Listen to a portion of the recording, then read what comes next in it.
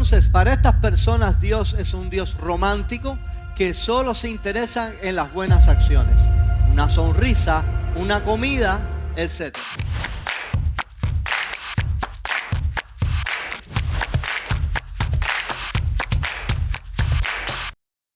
Hola amigos del Show de la Palabra, aquí con otro video.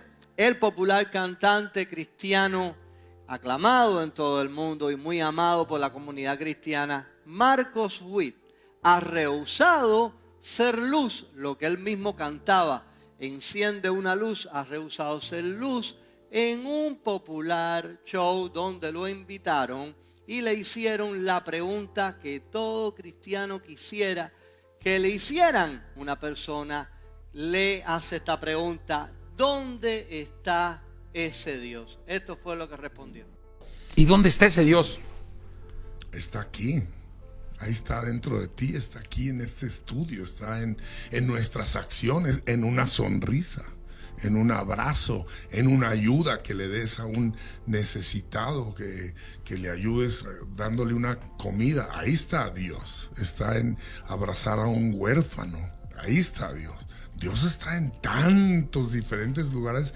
Solo hay que tener la conciencia de poder saber que aquí está. Y dices, caray, no lo había visto de esa forma. Ahí está Dios. Yo no sé por qué es tan difícil para estas personas ser testigos. Testificar en el momento en que el mundo te está interpelando. Te está haciendo la pregunta: ¿por qué cada vez nos denigramos más en nuestro compromiso cristiano y tratamos de vender la imagen de que no somos religiosos, de que el cristianismo no es una religión y que queremos que el mundo perciba en nosotros personas que no son religiosas? Entonces estas personas que son, de nuevo, muy populares, como es el caso de Marcos Witt, lo que hacen es al final no representar lo que realmente es el evangelio, no representar lo que significa ser cristiano. Cuando le hacen la pregunta y se ponen a divagar, a decir que Dios está en una sonrisa, que Dios está en una comida, que Dios está aquí en este recinto, que Dios está en mí, que Dios está en ti, que Dios está en todos lados. ¿Será que eso es lo que enseña la Biblia?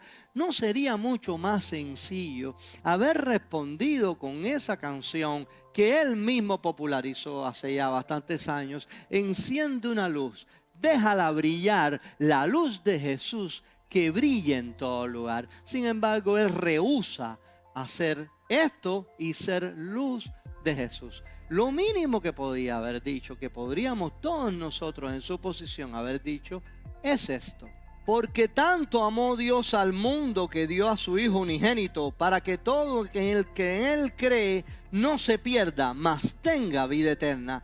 Porque Dios no envió a su Hijo al mundo para condenar al mundo, sino para que el mundo fuera salvo por Él. Juan 3:16, uno de los versículos más conocidos de la comunidad cristiana, que usamos los cristianos en todo momento para mostrarle a la gente que no conoce a Cristo el objetivo de por qué Cristo vino al mundo a morir y a salvarnos de nuestros pecados, de la condenación eterna. ¿Es esto tan difícil de hacer en medio de un programa, un podcast, un show, a donde quiera que nos inviten? Ser luz significa sencillamente representar a Cristo. Si alguien me pregunta ¿dónde está ese Dios? Ese Dios está en Cristo. Y si quieres conocer a Dios, necesitas conocer a Cristo. El que cree en el Hijo tiene vida eterna, pero el que rehúsa creer en el Hijo no verá la vida, sino que la ira de Dios está sobre él. Esta es la realidad del mundo. El que tiene al Hijo tiene la vida. El que no tiene al Hijo no verá la vida, sino que conocerá en su momento la ira de Dios. ¿Por qué? Porque el pecado que condena al mundo no son los múltiples pecados que la gente se enfoca, sino el pecado de incredulidad. La humanidad tiene un problema. Este problema se llama pecado. Todos han pecado y están destituidos de la gloria de Dios. Hay una separación entre Dios y el hombre. Dios quiere relacionarse con el hombre. Sin embargo, el hombre no quiere relacionarse con Dios. Esta brecha fue reunida o achicada por la cruz del Calvario. Cuando Cristo fue a la cruz, llevó el castigo para que el hombre que pone su fe en Cristo y su confianza en Cristo pueda relacionarse con Dios. Así que de nada sirve responder: Dios está aquí, Dios está en una sonrisa, Dios está en abrazar a un huérfano, Dios está en tus acciones, Dios está en ti, Dios está en mí, Dios está en todos. Hay tantas maneras en que Dios está. ¿Será que la Biblia habla de esto? Este Dios súper romántico que solo se interesa en las acciones de los hombres. ¿O es que hay algo más implícito? Claro que hay algo más.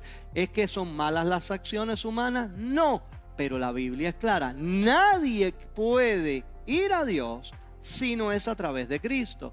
El que tiene al Hijo tiene la vida. El que no tiene al Hijo no verá la vida. El otro problema es la grave situación que tienen estas celebridades. Cuando se les interpela y se les pregunta, no quiere que sean religiosos. No, porque yo no soy religioso. Veamos, hay muchas acepciones de la palabra religión, pero una de las más populares o de las más sencillas es esta. Religión viene del vocablo religio y significa conjunto de actividades que unen al hombre a Dios, a sus propósitos y a su persona. ¿Qué significa esto? Que cualquier persona que haga un conjunto de actividades que cree que estas actividades le acercan a Dios o le hacen relacionarse con Dios, independientemente si es el Dios verdadero o no, es una religión. Así que sí, en el mundo hay múltiples religiones y el hombre por naturaleza es un ser religioso. Aunque no crea en Cristo o no crea en Dios, cree en algo. Si el hombre, por ejemplo, es ateo, cree en el ateísmo. Si es un gnóstico, cree en el gnosticismo. Y así hay muchos ismos en lo cual creer. Lo que esto está diciendo es que el hombre es un ser religioso, independientemente tenga a Dios o no. Va a redireccionar su vida a alguna filosofía de este mundo que no le salva y va a poner su confianza y su fe en esa filosofía. Entonces, ¿qué significa esto? Es el cristianismo, una religión. Veamos. Los cristianos oran, los cristianos ayunan, los cristianos se congregan, los cristianos hacen actividades que creen o que ponen su fe en que estas actividades lo acercan más a Cristo o le acercan más a Dios. Sí, por tanto el cristianismo es una religión, muy a pesar de Marcos Witt y muy a pesar de estas celebridades que no quieren realmente representar a Cristo cuando el momento llega. Pero recibiréis poder cuando haya venido sobre vosotros el Espíritu Santo y me seréis testigos en Jerusalén, en toda Judea, en Samaria y hasta lo último de la tierra. La palabra testigo en griego es muy interesante.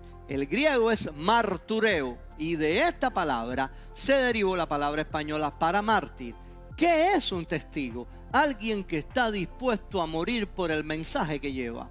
Eso eran los discípulos. Jesús les dijo: ustedes me serán testigos cuando hayan recibido el Espíritu Santo, que les dará la capacidad, les dará el denuedo, les dará la capacidad de poder ser testigos en medio de una generación difícil, pervertida, en medio de persecuciones, en medio de situaciones bien difíciles. Ellos fueron testigos. Hoy no tenemos ni la 10ª parte de las situaciones difíciles que ellos se enfrentaron. Sin embargo, en medio de tanta abundancia, tanta prosperidad, los creyentes cada vez son más débiles en lo único que hace al cristianismo lo que es, en ser testigo, es llevar el mensaje del Evangelio.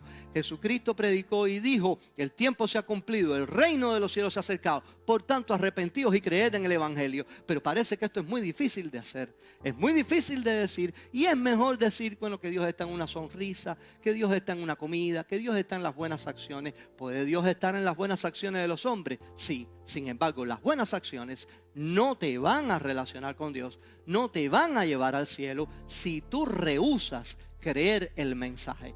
El mensaje del Evangelio es el mensaje de los mártires, es el mensaje de los testigos.